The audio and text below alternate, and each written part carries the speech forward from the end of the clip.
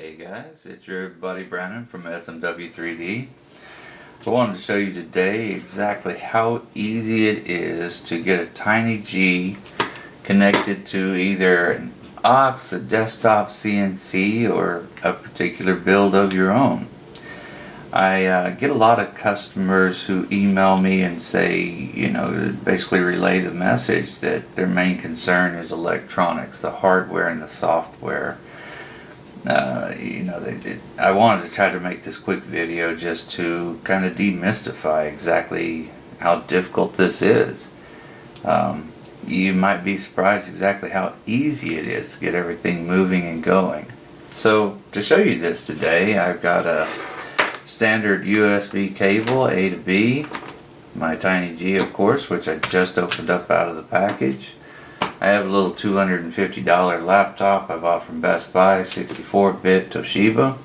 Nothing special about it whatsoever. It doesn't have any of the programs on it. I basically fired it up, connected it to my router, and took McAfee off of it. Got a couple of screwdrivers, set of calipers, a multimeter, and my awesome little desktop CNC here. So I'm going to start right at the outside of the package. There's rule number one. This is extremely important, and this will apply to pretty much every controller there is on the market. While this video is about the TinyG, this will apply to the CNC, X Pro, Ramps board, Smoothie board, Rambo. It's all very important that you connect the polarity correctly. That's the reason I have our multimeter here. Next thing is right on the outside of the package. It says usage instructions and it gives us a website. So let's go straight there and see what happens. Alright, so the outside of the package said we needed to go to www.tinyg.net.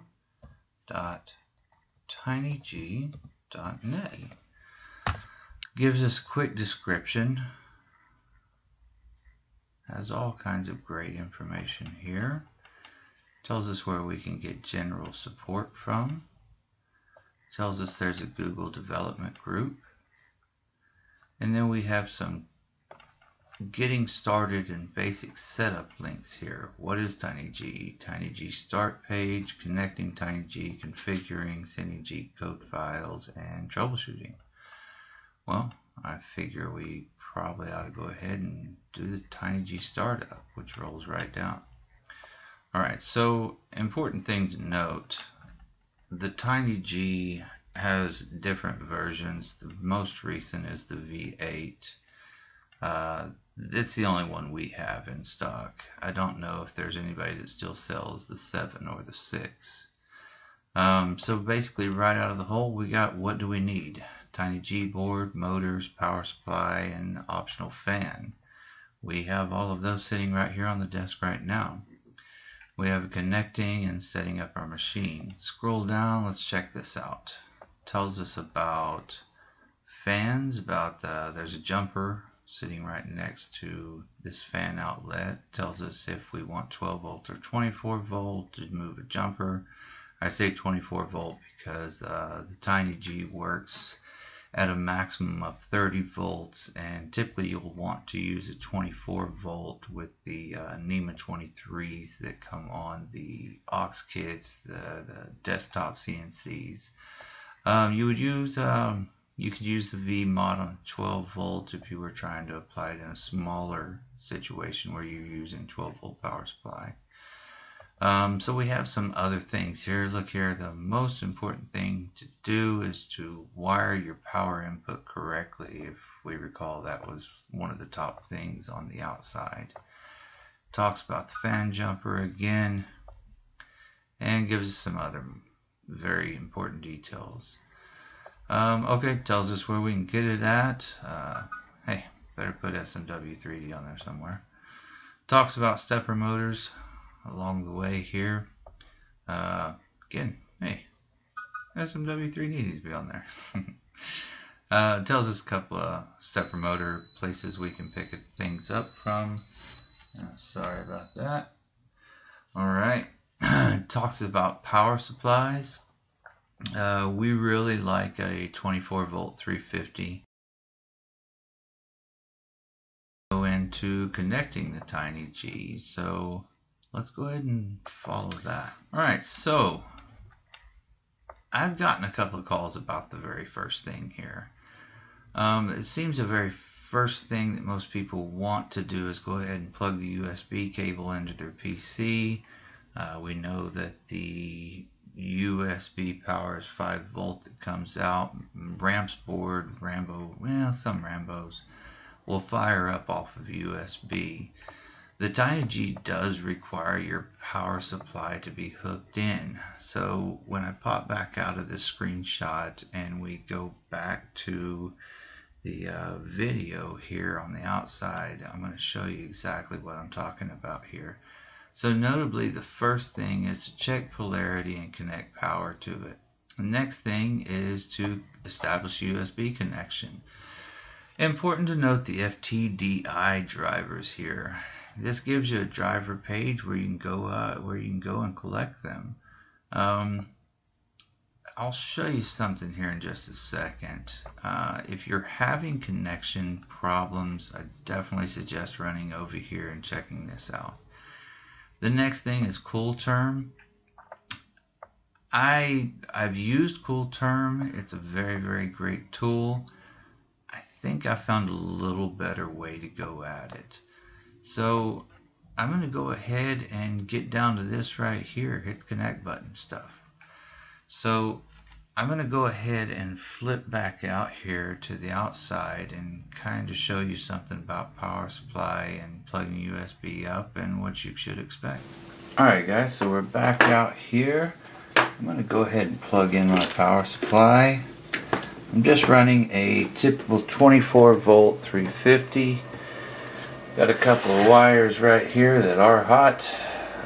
Don't be unsafe like me and just have them laying there on the desk. I'm going to go ahead and fire up my power multimeter, and I'm going to check polarity. Recall that we looked at about 2 warnings already about polarity. This is a cheap multimeter, and you can pick these things up about anywhere. I am set to DC volt and 200. I want to show you something real quick. So I can read my voltage like this. I had a call one time and a guy told me that he could only get 1 volt out of there. A typical function of a multimeter to give an error code is 1 or -1. That is because I am on 20 volts. My power supply is 24 volt. It's basically giving me an error code. I'm going to go ahead and flip back to 200 volts. Black is negative, red is positive. Now, I don't even have to know what color my wires are that I'm connecting to. Right now, if I'm getting a positive signal of 24 volts, if I reverse them, I'm going to get a negative 24 volts. Okay, this shows me that right now, if I'm using this 2-color type 16 gauge wire, this tells me that the red wire is positive and the silver wire is negative. So I'm going to go ahead and kill the power to my power supply. Now on the TinyG, I have all these connections, screw type connections. These are great, very, very handy. I'm going to go straight up here to the top.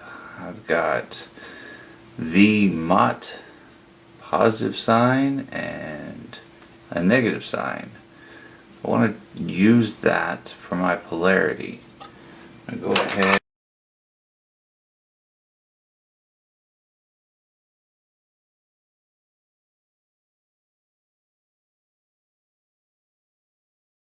Not blue smoke. I've done something right. Let me get my multimeter out of the way. That was about all I needed it for. Now I'm going to take my, as described by the instructions, take my USB cable, plug this into here, and plug this into here. Now, what I've seen happen time and time again is the drivers are already loaded. Jump back to the screen. Alright. Just that quick, my driver for the TinyG already loaded. That was actually while I was processing 2 videos in an encoder. It was pretty fast. Alright, so we've done these things, right? And we're basically to the point of the FTDI drivers, and then we go into CoolTerm, and then we test connection to TinyG. So it says something here about use CoolTerm's preferred way to test the board without introducing variables from advanced UIs and host controllers such as Chili Pepper. I completely agree with these guys. They know much more about this than I do. But again, Chili Pepper just really seems to work really well.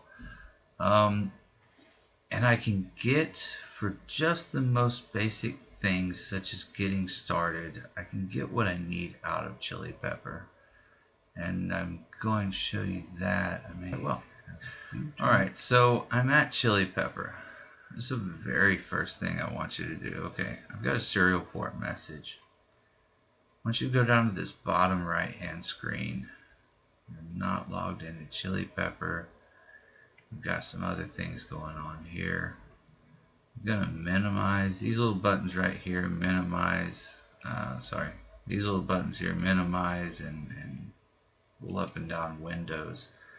This one right here is the very first one we need to worry about. Let's open this up, and we're going to download serial port JSON server. I don't know if I'm saying that right. I'm on a 64-bit machine, so I'm going to go ahead and click that link. Machine, I haven't really messed with it here. I know that this is safe. I'm going to go ahead and click yes. Popped open right there. So now that's done, I'm going to go ahead and allow access. And, there it is. Silly thing out of the way. Get that. Now hit that button right there. Now you can't see it, but my TinyG is over here with a bunch of lights flashing. Sorry, it took a few minutes there. I can close all this other junk out here. Alright, so that's about it. My TinyG is now connected. I have something going on down here. And I'm going to go down to this window here. Let me see if I can get that inside the video. Let me go ahead and test my connection. Let's see what happens. I'm going to type $2. This is kind of a test connection type deal. It tells me it's not connected. Oh, looky there. It is connected. So it was kind of that easy, guys. I am connected to my TinyG. I opened up Chili Pepper, downloaded the server, connected to it, and that's it. I've got my, after typing in the $, I've got a bunch of great information right here.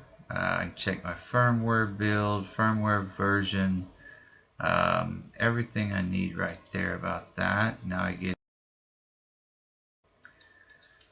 all kinds of great stuff. Mapped axis. Let's go ahead and get into this for just a second. Let me jump back out to the outside. Alright guys, so back out here into the real world. So far we have checked polarity of the power supply. We connected it correctly to the positive and negative post on the TinyG. We connected a USB cable. We opened up the TinyG wiki. We did some reading. We went directly to Chili Pepper, downloaded the serial port server, and typed in a $sign, and that was about it after we clicked the little check mark on the USB serial port, and boom, it came up. So far we haven't put a lot of work into this, but we're doing this so that we can get a machine running. So let's go to the next step.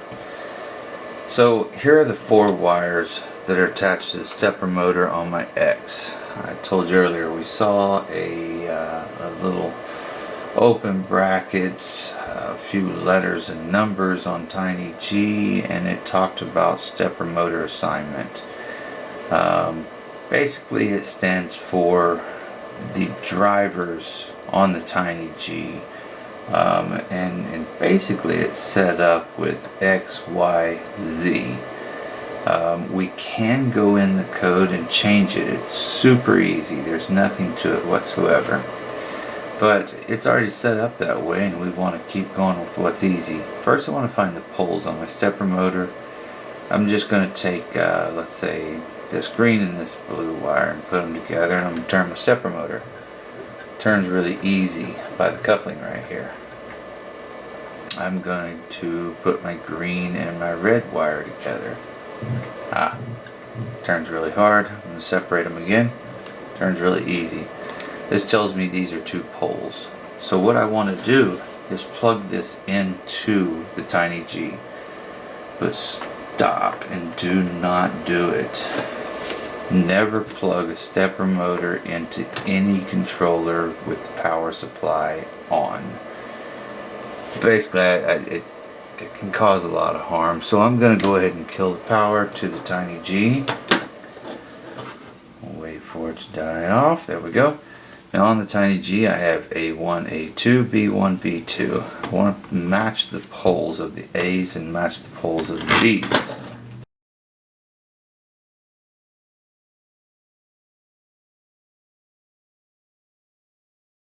Now, I've got these connected. I want to note that with stepper motors, there is no positive and negative per set of poles. As I said, we just established that these are a pole and this is a set of poles. If I want the motor to turn in an opposite direction, all I need to do is reverse one set of wires. But it's not like our car battery and not like a polarity that we stick in right here. I can't mess this up. Even if I didn't do the poles properly or disconnected one wire, I personally have never caused any harm by doing this. So now that those are connected, I'm going to go ahead and fire back up the power supply. Again, we got a blue light, not a blue smoke. That's pretty good. I'm going to go ahead, and since we know that we went ahead and disconnected, I'm going to disconnect it by unclicking this little checkbox, reconnecting this little checkbox, and I'm going to type in $2 on the serial port console. A bunch of stuff scrolls that lets me know that I did something right. Now, very cautious here. Right up here in the upper section of chili pepper, I have axis. I can jog everything X, Y, and Z right here. Since I haven't set anything yet, it's very important that I'm very cautious with what I do right now, because I have my motors connected to a piece of equipment. It is advised to do this without your motors connected to a piece of equipment. But I'm going to go ahead, and I have multiple options down here that John has provided. It says move by. I'm going to go by 0.001. And I'm only at this point in time checking to see if my motor moves. So let's see what happens. Well, sounds like something happened. Yeah, I think something's happening. I can see my x-axis moves and hear my power supply moving around. Go ahead and see if I can buck it up here. Yeah. Move it a little bit more. You can see a little movement here. So again, I'm being very cautious because I know for absolute sure that these aren't set correctly. In order to set this correctly, I want to take you into something a little farther. Right now it's basically, if I said to move 1 meter, this is how I know it's not correct. If I say I want it to move 1 meter and I look at this physically, I can take a set of calipers, and again, this is a very, very rough estimate. There are much better ways to do this, but I'm going to stick this right here. I'm going to zero it out, and if everything's set right in chili pepper, I can move this direction 1 millimeter, and this should read 1 millimeter. Again, I know it's not set correctly right now. And it says that moved about 6 millimeters. So, we know it's not set correct. Let's jump back inside real quick and I'll show you how to set that up. Alright guys, so this is the last part of the video real quick. Just want to go back in here and show you exactly how to set the steps per millimeter or revolutions per millimeter that we did earlier here. So basically I was looking at all of this, and I'll show you one more time here. All I'm going to do is type in $2, and it comes up with so much information here. It really is worth knowing what every one of these values are, and once you get into really fine-tuning your machine, all of this will become very valuable and you'll most likely change most of it. But again, this is just a quick video to show you how to get everything set up and get your machine moving. So we're looking at baud rate, and that's a connection thing. And then we looked at mapping our drivers. So important here is if you want to change this, if you plug your X into the second one, basically all you would do is type a $1 MA equals 1. Alright, so these are numbered 0, 1, 2, 3 on the board. They're numbered 1, 2, 3, 4. If I put 0 in there, that would equate to the very first one on the TinyG as to what I want to connect the motor to. But if I type 1, this will be set up to motor 2 on the TinyG. But I've got my X here, I'm going to leave it 0. Alright, so let me go back again and go through all of this here. Alright, so it's taking just a second. I've got a few processes running in the background right now. We can see so much information here. Alright, so it's worth researching every one of these things, kind of figure out what exactly each thing is. But so here we are. Okay, map step angle. These are related to the stepper motors you have. Typically 1.8 is what you're going to get. There are 0.9 stepper motors out there, and there are other different configurations of stepper motors. If you get something really funny, it's worth researching your steppers to see exactly what degree per step you have here. M1 travel per revolution. Now if you recall, I typed in to move 1 millimeter and it moved about 6. I happen to know that mine are on TR8 Acme screws. I know that if I type in the dollar symbol 1 TR equals 8, oops, I did minus, equals 8, that will be correct for my stepper motors.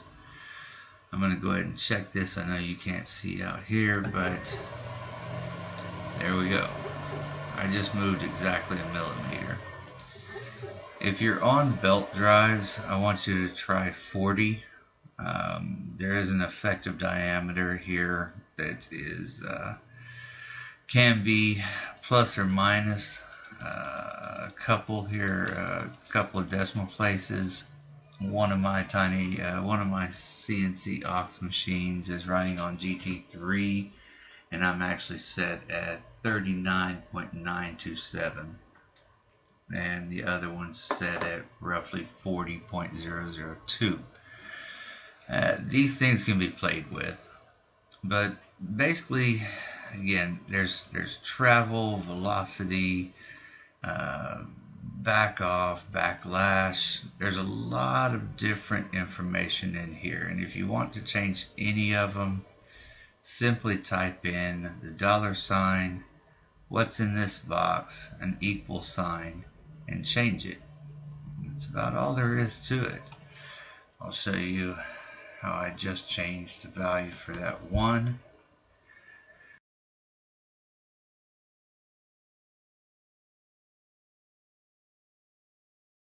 Everything you need is right here, guys.